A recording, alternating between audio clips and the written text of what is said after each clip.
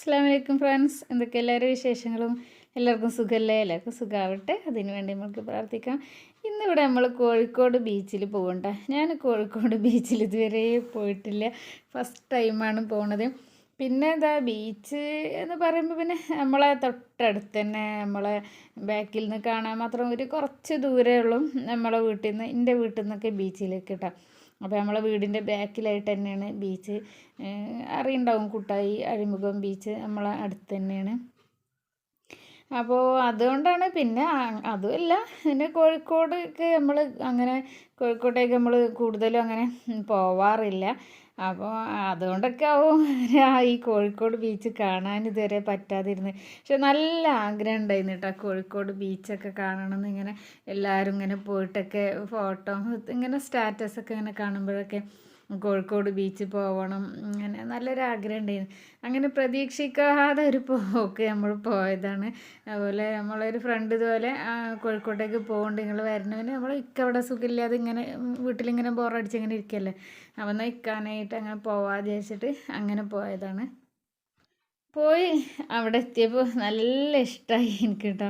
ഇപ്പോൾ നമ്മളെ കുട്ടായി അഴിമുഖം ബീച്ച് പോകണതിലൊക്കെ അതിനേക്കാളും നല്ല ഒരുപാട് ആളുണ്ടായിരുന്നു. പിന്നെ നമ്മളൊരു വൈകുന്നേരം ഒരു 5 മണി ആ ഒരു ടൈമിലാണ് അവിടെ എത്തിയത്. അപ്പോൾ വെയിലൊന്നും ഇല്ലായിരുന്നു. പിന്നെ അന്ന് അവിടെ ചെറുതായിട്ട് അന്ന് മഴയൊക്കെ പെയ്തിട്ടുണ്ടായിരുന്നു. പിന്നെ നല്ല മഴക്കാറൊക്കെ ഉണ്ടായിരുന്നാലും മഴയൊന്നും നമ്മളിങ്ങോട്ട് അവിടെ നിന്ന് തിരിച്ച് വരുവോളം മഴയൊന്നും പെയ്തിട്ടില്ലായിരുന്നു കേട്ടോ. അപ്പോൾ എന്താ പറയുക, നല്ല കാറ്റും. പിന്നെ അവിടെ ഇങ്ങനെ കടൽ കണ്ടിട്ട് ഇരിക്കാൻ നീളത്തിൽ ഇങ്ങനെ ഭിത്തിയൊക്കെ കെട്ടിയിട്ട്, പിന്നെ എല്ലാവർക്കും ഇങ്ങനെ ഫാമിലിയൊക്കെ ആയിട്ട് വന്ന് ഇരിക്കാനുള്ള സൗകര്യമൊക്കെ ഉണ്ട് കേട്ടോ. അവിടെ ഈ ഒരു നീളത്തിൽ ഈ ഒരു ഭിത്തി, ഈ ഭിത്തിയിൽ നമ്മൾക്ക് ഇരുന്ന് ഇങ്ങനെ കടൽ കാണാം. പിന്നെ കുട്ടികൾക്ക് കളിക്കാനുള്ളത് അങ്ങനെയുള്ള സംഭവങ്ങളൊക്കെ പലതുണ്ട് കേട്ടോ. നല്ല ഭംഗിയുണ്ടായിരുന്നു കാണാൻ. കുറേ ആൾ അന്ന് ഒരു വീക്കെൻഡ് ആയിരുന്നു. അന്ന് സ്കൂളിനൊക്കെ ഒരു അവധിയുള്ള ദിവസമാണ്.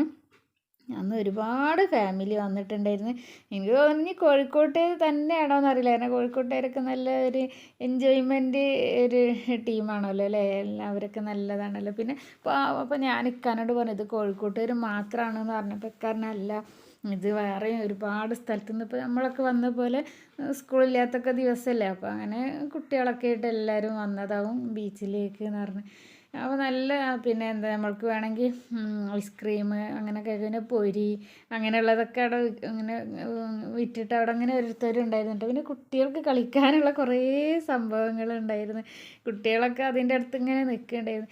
പിന്നെന്താ എനിക്ക് അതൊരു കാര്യം അവിടെ ഇഷ്ടമായത്, നല്ല കാറ്റ് കൊണ്ട് നമ്മൾ അവിടെ ഇരുന്നിട്ടുണ്ടെങ്കിൽ അവിടെ നിന്ന് എണീറ്റ് പോരാൻ നമ്മൾക്ക് തോന്നില്ല. അവിടെ തന്നെ ഇരിക്കുകയാണെങ്കിൽ നല്ല രസമാണ്.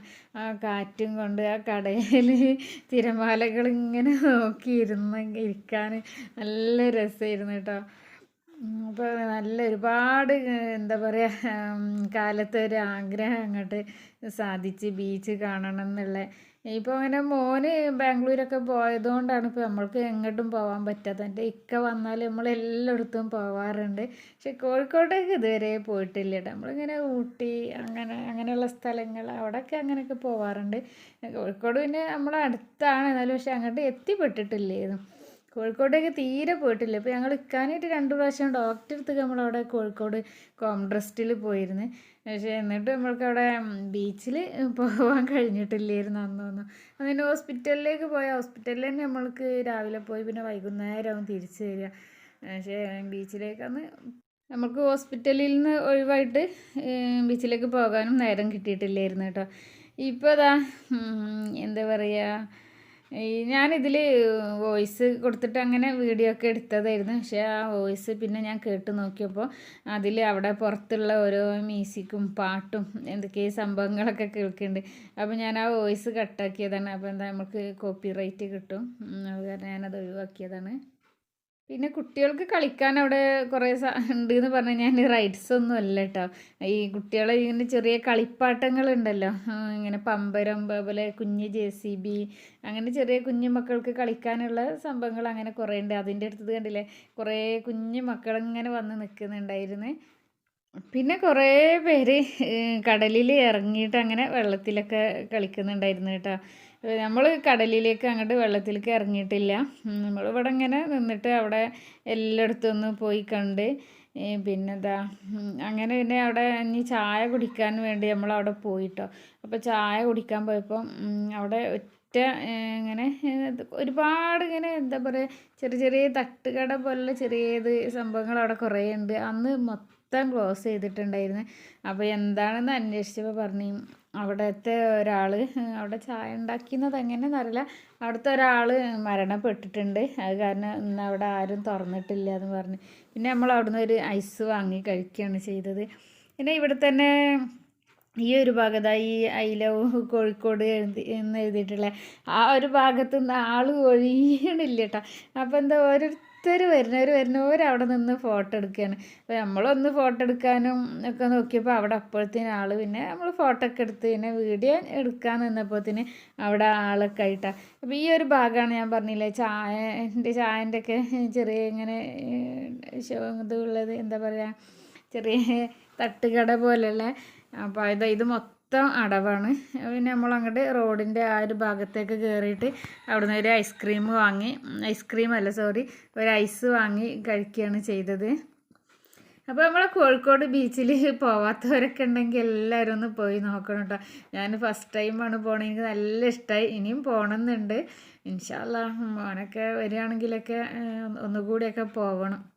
പക്ഷെ അന്ന് പോയിട്ട് തന്നെ നമ്മൾ കുറേ നേരം അവിടെ നിന്നിട്ടുണ്ട്. വേഗം പോയി ഇങ്ങനെ വേഗം വന്നിട്ടൊന്നുമില്ല.